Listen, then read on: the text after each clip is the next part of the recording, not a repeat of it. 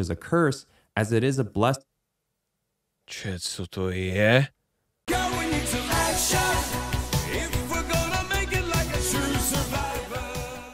Okay, já se jdu podívat na to KFCčko. Teď je otázka, jaký video bude nejlepší chat.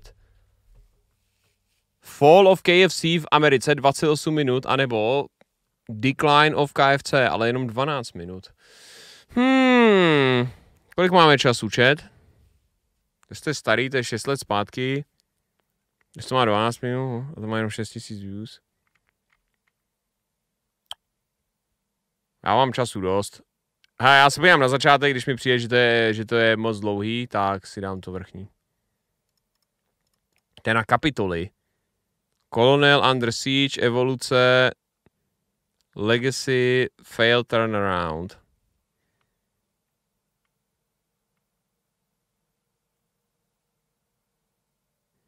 Jak tomu titulky? Angličtina Spojené státy. Fried chicken. To some, it's a comfort food that evokes precious childhood memories, and to others, it's a timeless representation of American culture. As I've gotten older, I've given up many junk foods, but fried chicken is one guilty pleasure I just can't let go. There's something magical about it, the contrasting textures, the combination of juicy chicken with crispy breading, along with its spice, salt, and fat that make for such a satisfying meal any time of the year. Fried chicken is loved around the world, and these days there are more varieties than ever before.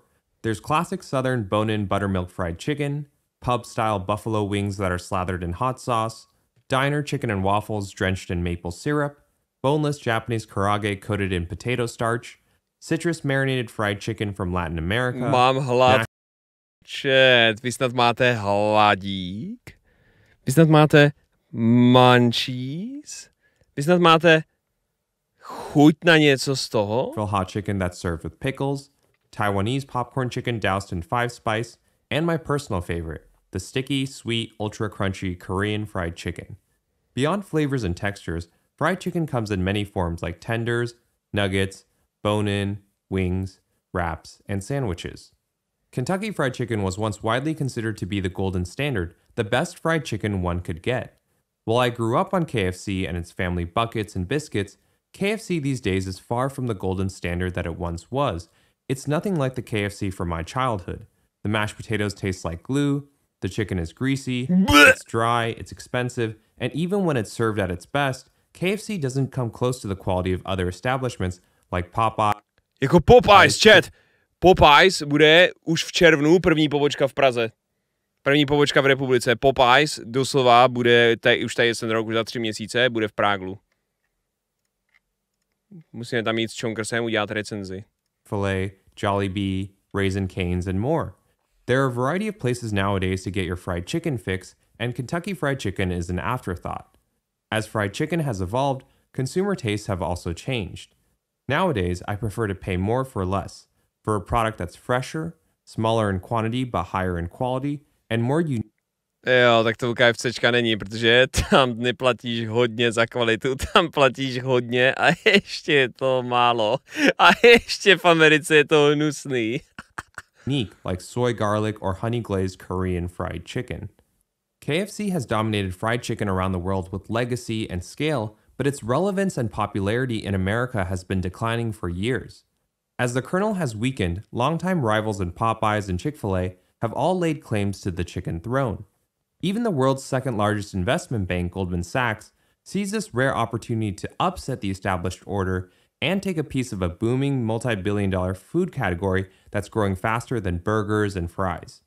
In 2020, Goldman Sachs acquired Zaxby's for $2 billion with the ambitions of taking the southern chain nationwide and soon international. On the other side of the world, the eastern siege has begun. Jollibee and Kyochon, who have both dominated East Asia for decades, have now shifted their focus to the West, eager to carve out a slice of the kernel's market share for themselves. The popular narrative amongst Americans is that KFC's drop in quality over the years is the result of ruthless cost-cutting measures from out-of-touch executives looking to juice earnings per share and who wouldn't know good fried chicken if it hit them in the face. When you look at KFC in America, it's outdated, run down, cheap, and uncreative with a really boring menu. But when you look at KFC around the world, in South America, Europe, Asia, Africa, and the Middle East, KFC is a star brand that's known for its quality chicken, great service, and unique offerings. So how is it that the same company can be so great internationally and so poor in its home market? Wow. In this episode, všechny takový super cool věci. Mac and cheese KFC, tak mac and cheese se zrovna nepovedlo. Zdravím Agraeli, mám otázku ohledně Mad Monk. Objednal jsem ho přes tvůj odkaz. Ano. Bohužel mi nedorazily šťavnaté samolepky, jak bylo psáno. Samolepky by měly dorazit, pokud pouze s předplatným. Samolepky by ti měly dorazit, pokud je tam mají, pokud jsou skladem, tak nemusíš na to mít předplatný, aby ti dorazily samolepky. Takže když jim napíšeš na podporu, většinou jsou schopní to poslat ještě bonusově. Unique offerings. So how is it that the same company can be so great internationally and so poor in its home market? In this episode, we'll cover the fried chicken wars, the strategy and missteps that have brought KFC in America to where it is today, and how legacy and brand power can be just as much as a curse as it is a blessing in the world of business. Co to je? Co to je? Have brought KFC in America to where it is today. To je KFC, kamo, co? And how legacy and brand power can be just as much as a curse as it is a blessing Co to je? In the world of business. Chicken is the world's most popular protein. As chicken consumption per capita continues to break records and coming fresh off the chicken sandwich mania, companies and investors believe that there's still room for growth. 2 decades ago, people would have told you that a quarter pounder and a Whopper would be the best burger that you could get. Fast forward today and you have Five Guys and Shake Shack who have both elevated the lowly burger from a cheap bite into a high-end premium, with each of these new brands grossing nearly $1 billion in sales every year. Yeah, Five Guys Burger, to je daleko od fast foodu, ale teda jako ty vole, nadšenej jsem úplně nebyl. Trčím ve Španělsku už 4 dny na hotelu, než se mi opraví auto. Široko daleko tu není žádný obchod ani restaurace, jen ta na hotelu, kde jsou předražené hnusné mraženky a musím koukat na tohle. Otevírací závorka. Dneska jsem ve Five Guys byl, není to normální fast food? No to definitivně není, no. Taky ta cena jako není jako prostě srovnatelná, no. While Shake Shack and Five Guys are not at the scale of the Golden Arches, having 2 thriving billion-dollar businesses is still a significant milestone in a mature market that many historically believed had no room for competition. The evolution of burgers and the success of new entrants is a parallel that feeds the ambitions of restaurateurs and fast food companies who both believe that the same developments will play out with fried chicken. Restaurants are a notoriously hard business. In a typical full-service restaurant, food costs are roughly 30 to 35% of sales, labor costs are 30 to 40%, and overhead, which is rent and advertising and utilities, clocks in at about 20 to 30%. With such heavy cost structures, it's no surprise that the average restaurant profit margin hovers at 3 to 5%. Like all restaurants, fried chicken shops face the universal challenges of saturation and acquisition. But modern fried chicken shops have some natural operational advantages compared to most restaurants with lower labor costs, food costs, and overhead. Fried chicken is a takeout business, so consumers are looking to grab and go with no expectations of ambiance. As a result, fried chicken shops have gotten smaller and more bare bones over the years, with floor... To je pravda, no, hodně lidí v KFCčku je prostě ty vole tradice, si vezmeš kyblík a jdeš s ním do prdele, že si se jako nejí v KFCčku. Prostě jeho posezení tam je menší a nemusíš mít takový prostě velký restaurace. U nás možná jako jo, ale v té Americe se to bude hodně jako brát. Fat Daddy American Fried Chicken. Kámo, to vypadá dobře. Floor plans that have little to no dine-in areas for consumers. In contrast, dining space is critical for almost every other type of restaurant, as their business is a function of how many customers they can seat and how fast they can turn over tables. Modern fried chicken shops can get away with a few tables or sometimes nothing at all, just a counter for people to order, pick up, and leave. As a place for people to stop at but not stay at, fried chicken businesses can save on overhead, fit into smaller spaces for cheaper rent, and are less dependent on location and foot traffic for business. Food costs are a function of ingredients and menu diversity. The bigger the menu, the greater the variety of dishes to choose from, the wider range of price points a restaurant can offer, and the better chance a customer will find something that they like. But on the flip side, the more items on a menu, the more ingredients that must be sourced, and the higher the food costs. Fried chicken shops in comparison generally have very simple, concise, easy to understand, and predictable one-page menus. Beyond the chicken itself, fried chicken shops will typically offer low-cost, high-margin fried sides like French fries or pre-made sides like mac and cheese to round out their menu. They'll sometimes have a few salad or dessert options for balance. Modern fried chicken shops lean on their sauces and marinades for differentiation.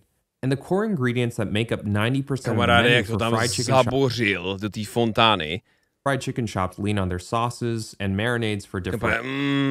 Nepočkej, vezmu to tady z té misky, dej to přímo do toho lahodného vodopádu, pane Vonka. And the core ingredients that make up 90% of the menu for fried chicken shops all around the world, chicken, flour, potatoes, and oil, are all cheap, widely available, and stable in supply. While fried chicken shops can use just about every part of a chicken with little waste, restaurants who serve beef or pork generally can only use ground forms or premium cuts like ribs, chops, or ribeye. Since the customer interaction is so limited, fried chicken shops don't need a proper front of house and wait staff and servers. Hele, je to o disciplíně. Dokoukat tohle video a jít spát bez toho, abyste cokoliv snědli. These days are so operationally lean that the person frying the chicken can be the same person who takes the order from the customer. For the back of the house, most shops fry in batches in advance of customer orders. And since nearly everything on the menu is fried, Viktore, ty máš doslova Volt v Praze, na co si stěžuješ, já si nemůžu ani nic when it comes objednat. to cooking, fried chicken shops just need fryers, ovens, and warmers.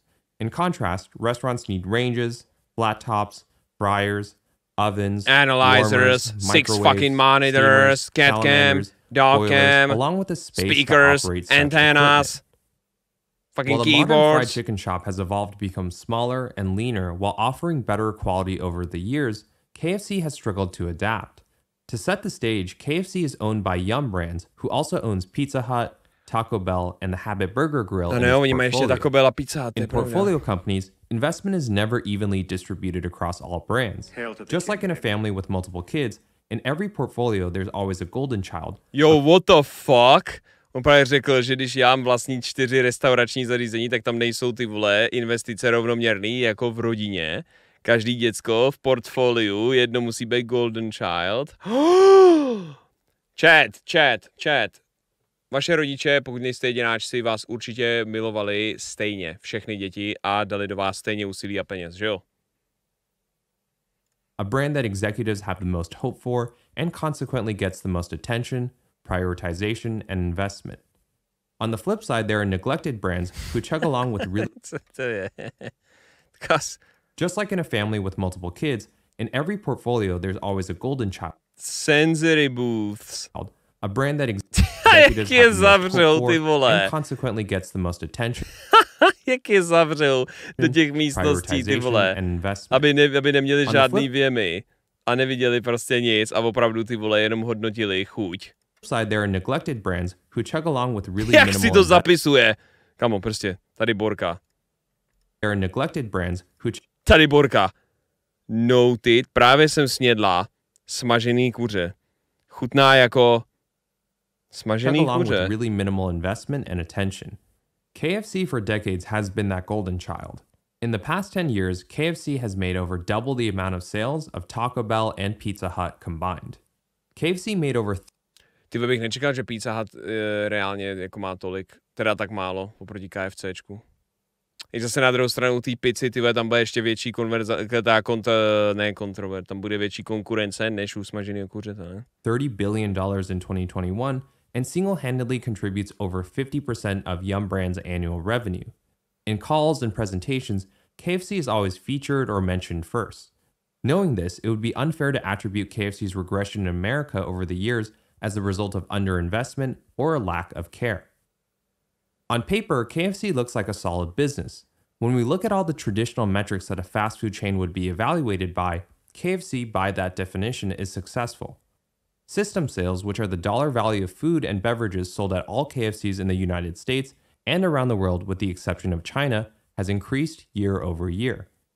KFC global system sales has grown 36% in 9 years, from $23 billion in 2013 to $31 billion in 2022. Just like McDonald's and other fast food corporations, KFC has moved away from being an operator and franchisor to becoming just a pure franchiser. By operating fewer stores, KFC gives up any sales upside in exchange for franchise fees, which are a lower but more stable form of reoccurring revenue. Franchise fees are made up of two components, the first being one-time, fixed, upfront payments that franchisees must pay upfront for the right to operate a store and whenever they renew or transfer those rights to someone else. These one-time fees range from thousands to tens of thousands of dollars. The second and more lucrative fee for KFC is the royalty. Every month, franchisees have to pay up 4 to 6% of their gross sales or a fixed minimum, whichever. No a je franchising jako u McDonaldu, no, že prostě normálně si můžeš sám otevřít mekáč a musíš platit McDonaldu za to, že používáš jejich brand, jejich všechno tohle z toho, že to postavíš, musíš to postavit přesně podle nich, brát od nich suroviny a samozřejmě perfektně tam mít ty vole marketing a jakmile něco upgradenou nebo dají nový menu, tak to musíš upgradenout taky a všechno to jde z tvých peněz. Is greater. Under this pure franchiser strategy, KFC reduces its own overhead and places all the operating risk on its franchisees. In 2013, 9 out of every 10 KFC stores were franchised. As of 2022, 99% of all KFC stores around the world have been franchised. When nearly 10 out of every 10 customers are being served by a local operator, that means the customer experience and food quality of the KFC brand is almost entirely in the hands of its franchisees. If we put ourselves in the Colonel's shoes as the franchisor, while we can sit back and count our cash safely every month in our ivory tower, we have to maintain our relationships with our franchisees and maintain consumer demand so we can keep the royalties flowing in. The more stores we open, the more franchisees we get, and the more fees we can collect. The franchisor strategy is a volume play that works at scale, and it certainly helps that KFC is the second largest restaurant chain in the world and the global fried chicken leader with over 25,000 restaurants. Furt lejou na to kuře ty Japonci, kámo. Podívej se, prostě kdo chce mít zelený kuře. The menu, runs the advertisements, and supplies everything from equipment, food and packaging, down to the furniture, cleaning supplies, utensils, and napkins. It's ultimately up to the franchisee on how they want to operate and execute. Franchisees can set their own prices, staff as many people or as few as they want, and establish their own hours of operation for each location. The relationship between a franchisor and its franchisees is always a testy one of power and control. Both sides need trust and support from each other in order to thrive. But when they don't get along, things can get nasty. And when 99% of stores are franchised like they are with KFC, the power dynamics naturally shift away from corporate and towards the favor of the franchisees. When we break down KFC's revenue over the years, we can see the powerful results from its franchisor strategy. Back in 2013, franchise fees accounted for 28% of revenue, while sales from locations that KFC directly operated accounted for 72% of revenue. By 2022, these two revenue streams have flipped, with franchise fees representing 56% of revenue and self-operated store sales accounting for 21%. This same inflection point can be seen when graphed by dollar value, where KFC franchise fees have grown from $800 million to $1.5 billion, and self-operated sales have decreased from $2 billion down to $600 million over the same time frame. In the same period, KFC's annual operating margin with less overhead has improved significantly, almost doubling from 23% to 42%. Japonsko má KFCčko jako tradiční vánoční jídlo. Food and beverage at franchised locations have also grown over the years. System sales at franchised KFCs have grown from $20 billion in 2013 to $30 billion in 2022. At the same time, KFC has successfully demanded a higher cut over the years from its franchisees. In 2013, a KFC franchise paid out on average 4% royalty. Fast forward 9 years and the average KFC franchise now pays out a little over 5%, which is a sign of brand and franchisor strength. Along the way, KFC has doubled its stores worldwide, going from 13,000 locations in 2013 to over 26,000 locations in 2022. To vyrostlo, kámo, doslova zdvojnásobili počet KFCček na světě za 10 let, co ti jebe, já myslím, že už v roce 2013 jich bylo jak sraček. Sales, which is a measure of if and how many customers are coming back to the restaurants every year, has also remained steady, averaging at 2% every year both before and during COVID. Cannibalization, saturation, and retention don't seem to be issues for the world's largest fried chicken shop. Yet the fundamental issue with most business analysis is that it's always historical, meaning only after something has obviously happened do all the numbers, graphs, rationale, commentary, and case studies get made. Despite KFC's aforementioned success, there are signs that if we dig deep enough, that this is a company that is playing its last cards. Instead of addressing the declining consumer popularity, loyalty, and sentiment in America, KFC these days looks overseas to replace the churn at home. The company focuses on international expansion while doing just the bare minimum domestically to stay relevant. The only viable strategy that KFC has is to leverage its brand equity in the areas of the world where it's still worth something. And those places are overseas markets that its competitors haven't reached and where the Colonel's legacy remains intact. While KFC is happy to invest in localization... V Praze jich je snad 10. KFCček? Ty vole, tak to přidej. To jsou snad 3 KFCčka jenom v Liberci, ty vole. To podle mě jako v Práglu jich musí být mnohem víc. Build beautiful... Doslova v Liberci je KFCčko u Globusu, KFCčko v Nise, KFCčko pod náměstím, no 3. Jako v Praze jich musí být podle mě minimálně 20.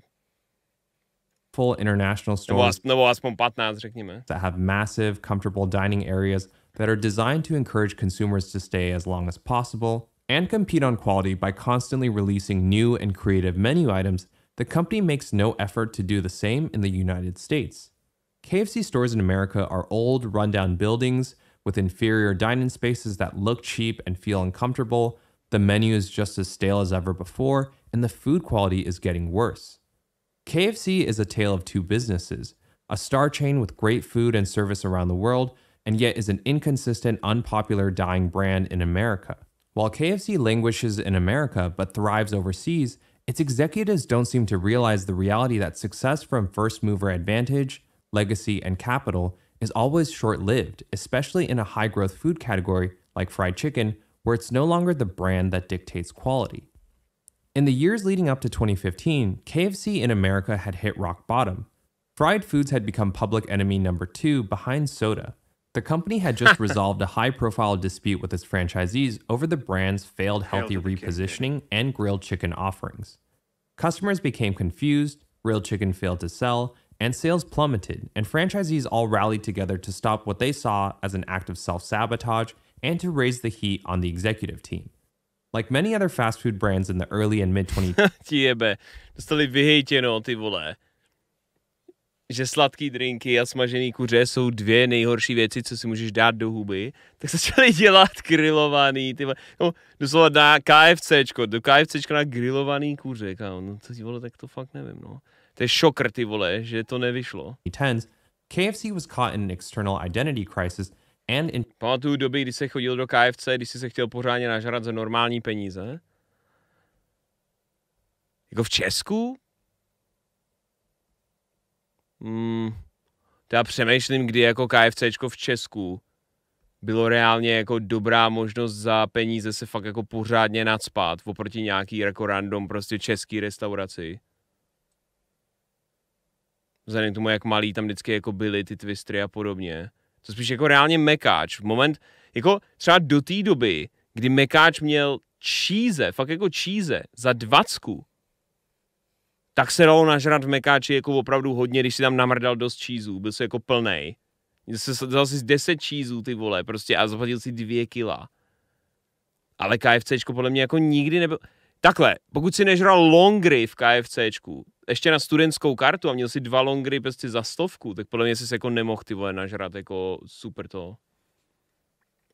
Internal strife. KFC kýbl jsem jedl třeba 2 dny.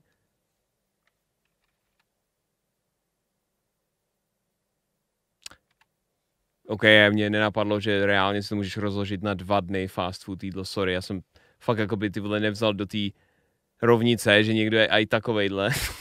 To keep the peace at home with its franchisees. As a result, revenue, system sales, and operating profit all stagnated between 2013 and 2015.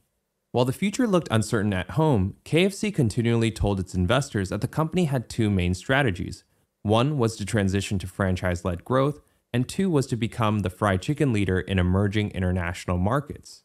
Between 2013 to 2015, KFC in the US launched dud after dud, like the Colonel's original sandwich, which was just a boneless tender placed on a Hawaiian roll, the original recipe and hot shot bites, which was just a cross between a nugget and a tender, KFC Go Cups to make it easier for people to eat in their cars, bucket kids meal, which was just a Co ti jebe, kámo? Kaf prostě do auta. Tak to mě poser, ty vole. Už tam mrdnu prostě, ty vole. tender KFC. Ok, to je actually docela, tohle to reálně si myslím, ty vole, někomu tohle to koupit Metlovi, to je nejlepší věc pro ně. Ten prostě jedeš, chceš přeřadit, zrovna vezmeš křidílko. Go cups to make it easier for people to eat in their cars, bucket kids meal, which was just a repackaging of the kids meal into a bucket form, and the loaded potato bowl, which just added a different sauce and green onions on existing core menu item. Unsurprisingly, these items failed to inspire sales, and KFC had no highlights to celebrate about its domestic operations during this 3-year stretch. Instead, executives focused on KFC's international success for 3 straight years, talking up its overseas achievements like 40% sales growth year over year in Russia and double-digit growth in Africa and Thailand. Tak ten 40% boost v Rusku se musel fakt vyplatit teďko, no. The thing is, though, by 2015, 92% of KFCs in the world were already franchised, and Americans only accounted for 24% of KFC's sales. 70% of all KFC stores at this time were already located outside of the United States. So international expansion and franchise-led growth were not some new goals for KFC. Ty japonský reklamy na KFC, protože tam to prostě všichni žerou, ty vole, na ty Vánoce. A objednávají si to i 2 měsíce předem. The potential of overseas growth and the importance of international sales year over year just shows how little was going right for KFC in America. In 2016, KFC unveiled a grand turnaround plan that it called the rekernelization to win back customers at home in the United States.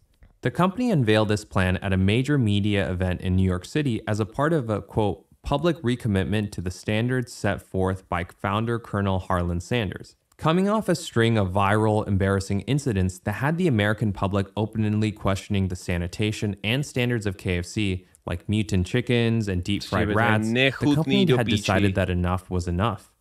In the eyes of KFC, its American franchisees had failed to live up to their end of the bargain with years of neglect and sloppiness. Perhaps it was corporate complacency, too much focus on international expansion over the domestic business, or laziness from franchisees, or potentially all of the above. Whatever the case was, it was obvious to everyone that KFC in America was and had been operating at below acceptable standards for years, and that had to change. KFC wanted to get back to competing on quality as a way to make up for all the ground that it had lost to its national rivals in Chick-fil-A, Popeyes, Raising Cane's, and even to regional challengers like Bojangles, Zaxby's, and Church's.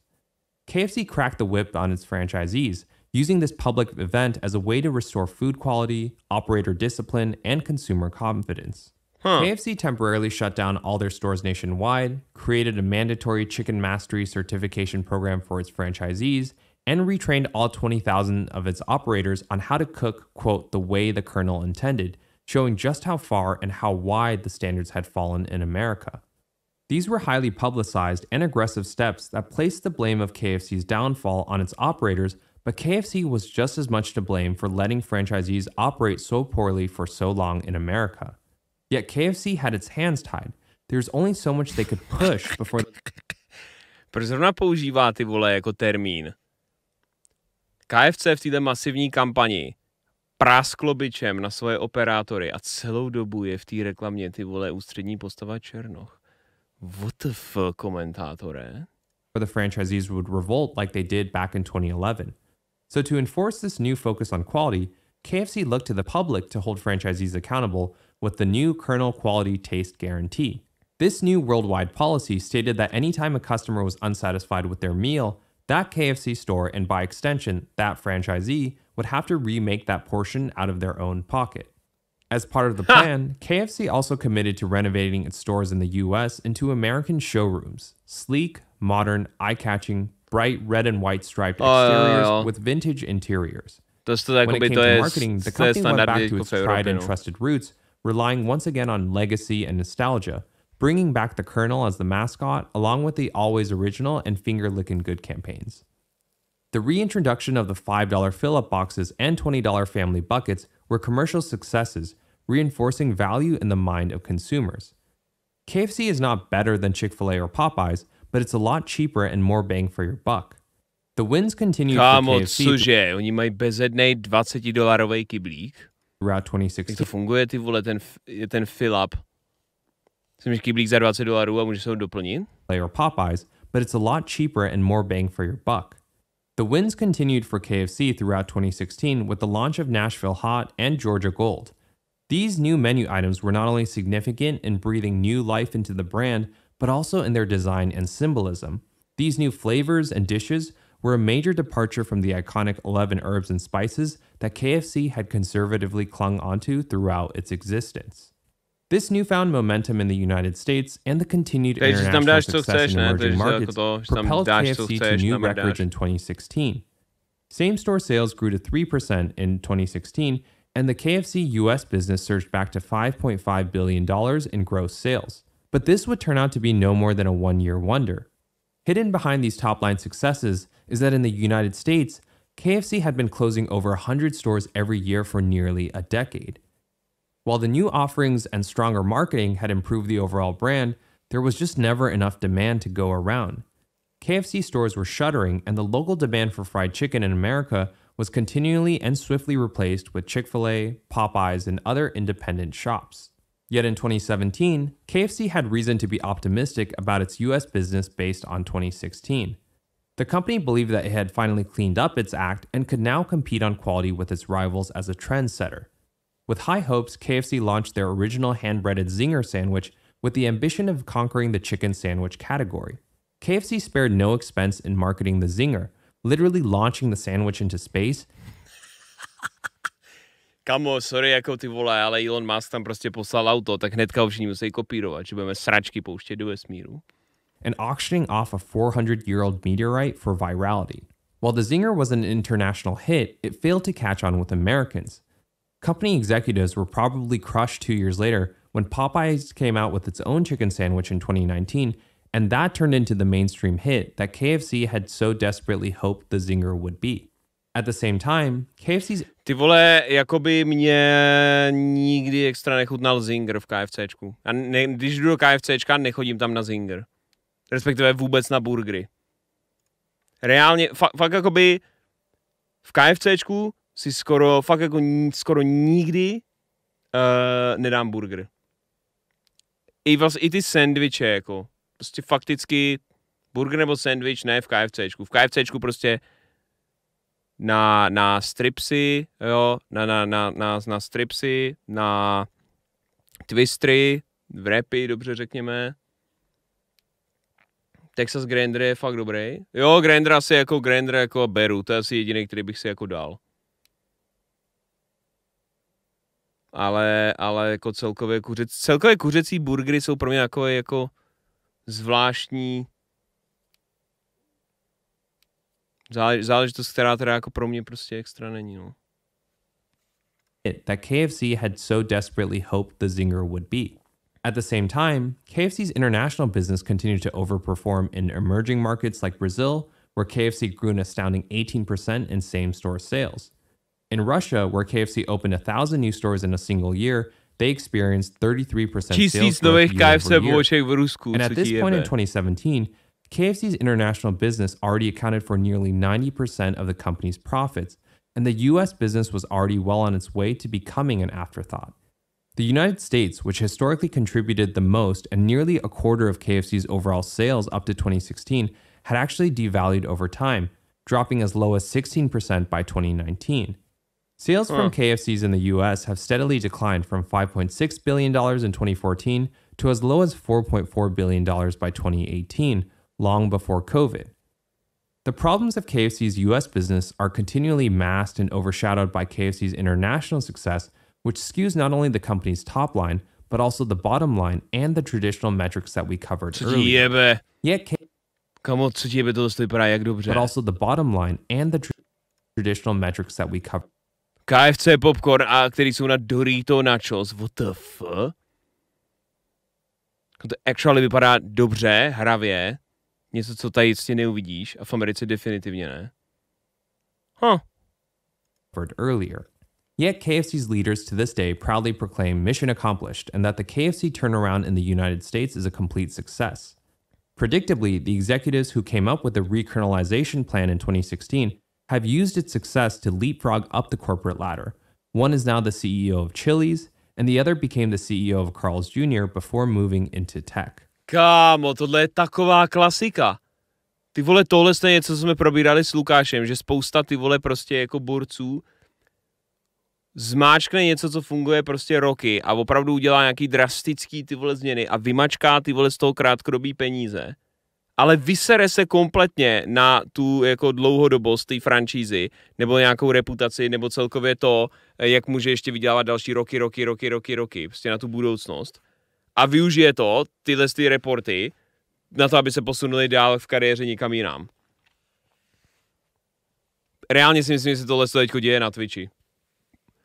Protože prostě to, jak Twitch přijde s tím, že v celé Jižní Koreji dropnou ty vole 720p, vrátějí i velkým partnerům 50-50 smlouvy. Namrdají o dost víc reklam. Oni prostě reportnou třeba rok nebo dva, vyšší prostě tržby Twitche, ale logicky ty vole přijdou jako o spoustu diváků a streamerů, protože ty vole to jako jsou věci, které nejsou jako udržitelné a stojí za hovno pro dlouhověkost té platformy. Ale v době, kdy teprve to začne jako ukazovat, že jsou v prdeli, oni už budou na jinačích flecích. Oni už budou pracovat pro úplně jinačí oddělení Amazonu. Oni už budou mimo Twitch. A když se na to někdo zeptá, tak oni řeknou, no kámo, když jsme tam byli my ty 2 roky, tak jsme měli rekordní tržby, teďko ty magoři, co tam jsou po nás, jsou úplný dementi a podívejte se, ty vole, kam ten Twitch upadá. Tohle se děje v manažerském světě a v CEO světě mnohem častěji, ty vole, než jako to, než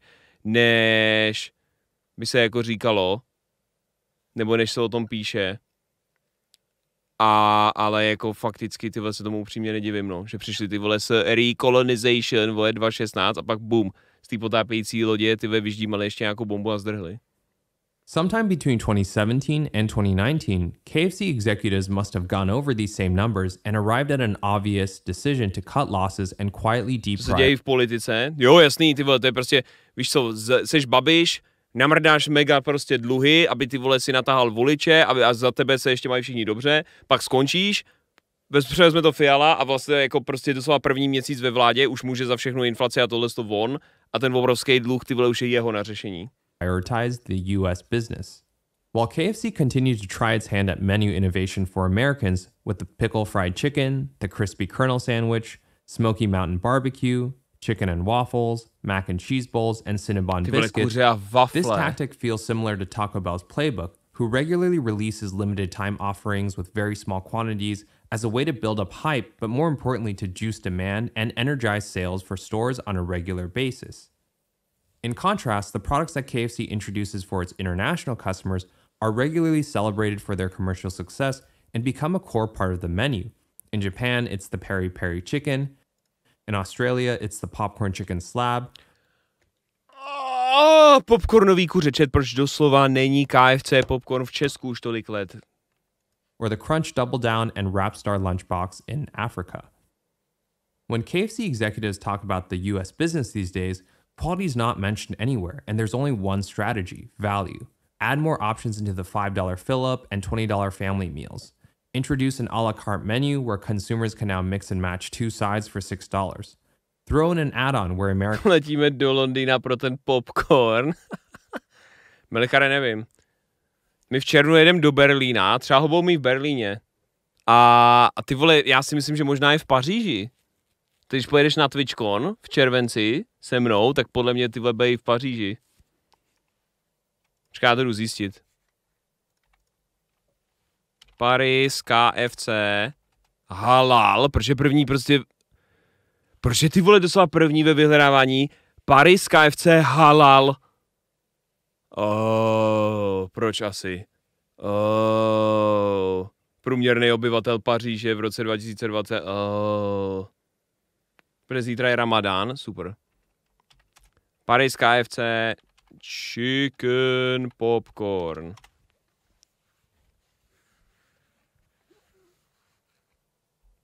Počkej, moment. Access denied. Nemůžu se dostat do KFC.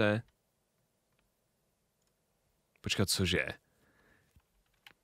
Proč tady píšou KFC dropuje popcorn chicken v roce 2023.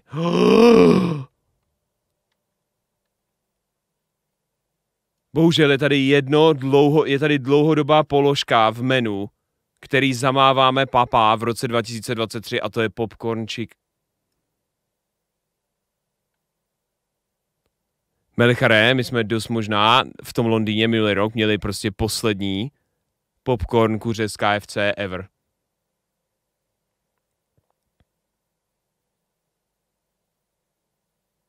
Aware. Tak to je konec. Tak to je v prdeli, to je hluboko v prdeli toto.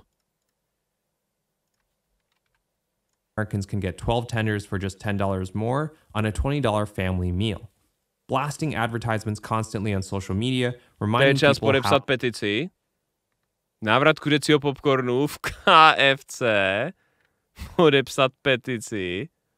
Tuto petici nabídneme 3000 lidí. OK, nice. Ještě jenom 400 podpisů. Ty vole, se nedím, že to nevrátili. How cheap KFC is.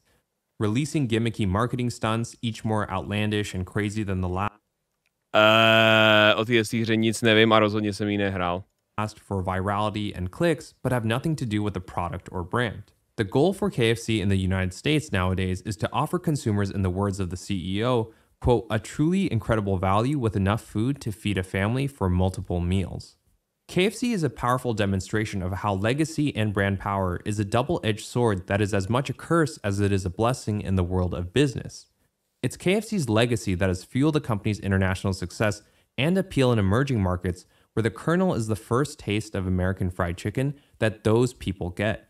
With its first mover advantage and war chest, KFC is able to reach customers in markets today that its competitors simply can't, and to win those customers through first impression, even if KFC's rivals have a much better product. What KFC is betting on these days is that when Popeyes or Chick-fil-A eventually scale to those markets one day, that hopefully by then, consumers will have become too accustomed for KFCs to prefer anyone else's fried chicken. KFC knows that its legacy and brand power in America is on its last legs, and any attempt to wrestle back domestic market share from its rivals would be futile, especially when customers know that KFC cannot compete on quality. The pure franchisor play that has fueled so much of KFC's expansion domestically and internationally, has also fueled their profits and dominance in prior decades, is now a hindrance to the Colonel's evolution. Rather than downsizing the stores to become more efficient like modern fried chicken shops, KFC is stuck with its franchisees and can only remodel its existing properties in place to make them grander but not leaner. Its new modern concepts only apply to new constructions and not existing stores. Rather than experimenting with sauces, marinades, and batters to match the changing consumer tastes, KFC is forced to constrain its creativity and preserve its legacy by keeping to the iconic 11 herbs and spices as its core flavor, which Americans these days have simply become tired of. And there's a case to be made that those international emerging markets where people love KFC, that over the decades, they will begin to also tune their own taste and potentially prefer other brands. In business, one expects companies to dominate their backyard first, viciously defend it from new competitors and entrants, and then chip away at international markets over time. It's rare to find a company like... Co když se tohle stane s Mad Monkem? Co když Mad Monk nejdřív prostě dobil českou scénu, svoji domácí scénu. A jako se rozšíří po celém světě. A Michal zavře prostě pražskou pobočku. Nebude žádná Mad Monk party, nebudou žádný čeští Mad Monk streameři. Michal se odstěhuje. Bude CEO prostě někde ty vole z Paříže. KFC, who relies so heavily on international expansion to replenish a shrinking domestic market share. There is great irony that the United States, which has the greatest fried chicken consumption and serves as... celá Česká republika se přesune na godlike a this bude mít miliardy ze support creator code. The birthplace of Kentucky Fried Chicken is now KFC's weakest market with the most competition and lowest ceiling. As an American who grew up pigging out on buckets of KFC, it's sad to see the Colonel regress to a discount volume brand. Businesses, like humans, must adapt or die. For KFC in America, adaptation came too little, too late. Kamo, tohle z toho bylo tak vysilující video. Proč hnedka, jakmile tady Melichar, tak doporučený video po tomhle je Timeless Business Steakhouse. Kolik procent prostě business revenue jsou bloody rare steaky?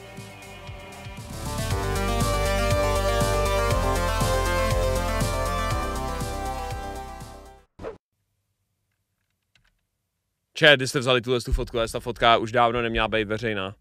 Chat! Ta poky tam podle mě ještě furt je někde v kancelářích, ty vole Medmonku, ale bojím se zjistit v jakém stavu. Protože, co si tak pamatuju, tak na ní definitivně někdo šňupal. Ale nic, ale Medmonk za to nemůže, OK? Za to můžou ty lidi, kteří tam pouštějí. Třeba já.